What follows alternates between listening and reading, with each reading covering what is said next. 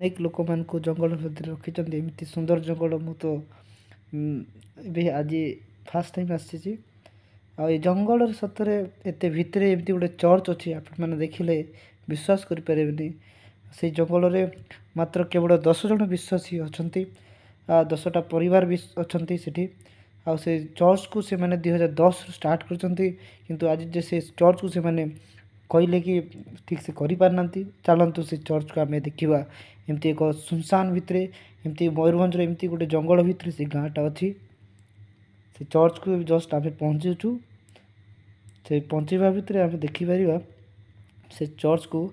ଏଇଠି ଆମେ ପହଞ୍ଚିଗଲୁଣି। ଏଇ ଚର୍ଚ୍ଚଟା ଏଠି ଚର୍ଚ୍ଚ ବୋଲି କିଏ କହିବ, ଆମେ ବି ବିଶ୍ୱାସ କରିପାରିନଥିଲୁ କି ଏମିତି ଏକ ଜାଗାରେ ଚର୍ଚ୍ଚ କରୁଛନ୍ତି। ଏଇ ସଣ୍ଡେରେ ଆମେ ଏଠିକୁ ଆସିଛୁ।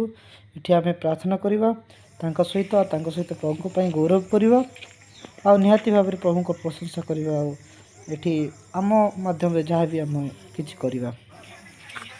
ଏଠି ପାଳକ ଅଛନ୍ତି, ଆଉ କିଛି ଅଛନ୍ତି, ଆଉ ବାକି ପରେ ଆସିବି କହିଲେ।